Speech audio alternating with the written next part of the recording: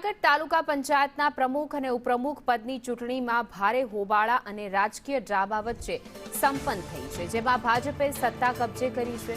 પ્રમુખ પદની આ ચૂંટણીમાં ભાજપના ઉમેદવાર ઇન્દુબેન ભોજક 9 મતોની સરસાઈથી વિજેતા બન્યા છે, જ્યારે ઉપપ્રમુખ પદે પણ ભાજપના જ અંજનાબેન મારુ વિજેતા જાહેર થયા છે। ચૂંટણી પ્રક્રિયા દરમિયાન ભાજપના તમામ સભ્યો ગૃહમાં હાજર રહ્યા હતા, પરંતુ આમ આદમી પાર્ટીના 4 સભ્યો ગેરહાજર રહ્યા હતા।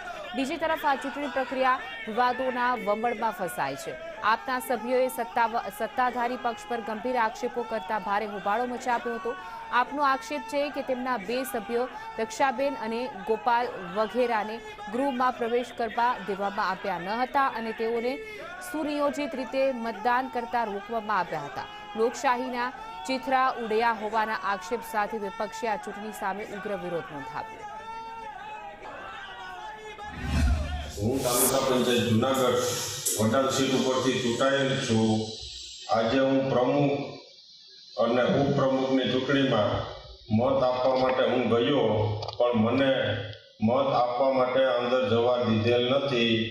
ભાજપ અને તંત્રની મિલીભગતના કારણે અને આ વાતને હું સખત શબ્દોમાં વખોડી કાઢું છું અને તંત્રને પણ કહું છું કે ભાજપના હાથા બનીને આવા કામ ના કરો।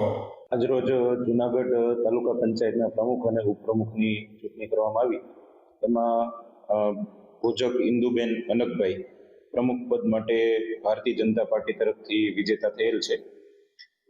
મારું અંજનાબેન દિવેશભાઈ એ ઉપપ્રમુખ પદ માટે ભારતીય જનતા પાર્ટી તરફથી વિજેતા જાહેર થયેલ છે।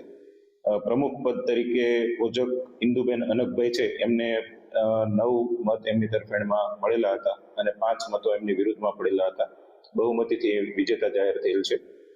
ઉપપ્રમુખ પદના વિજેતા મારું અંજનાબેન દિવ્યેશભાઈ, એમની તરફેણમાં બંને પક્ષોના સમર્થનમાં મત મળેલા છે, એમને 14 મત મળેલા છે અને એમને વિરુદ્ધમાં 1 પણ મત પડેલો ન હતો અને એમને વિજેતા જાહેર કરવામાં આવેલા છે। હું તાલુકા પંચાયતની ચૂંટણીમાં ઉમેદવાર તરીકે ચૂંટાયેલી છું અને તાલુકા પંચાયતની ચૂંટણીમાં મને મતદાન કરવા માટે આમંત્રણ આપેલું છે, પરંતુ હું ગેટની અંદર પહોંચી ત્યારે 11:01 થઈ હતી, માટે 1 મિનિટ હું લેટ પડતા મને મતદાન કરવા આપ્યું નથી અને મને ગેટની અંદર એન્ટ્રી આપી નથી। ક્યાં કારણથી? ભાજપવાળા લોકોની બહુમતીથી મને એન્ટ્રી આપવાનો વિરોધ કર્યો છે અને મતદાન પણ કરવા દીધું નથી। એટલે એ પ્રોસેસને હું વખોડું છું, સખત શબ્દમાં વખોડું છું।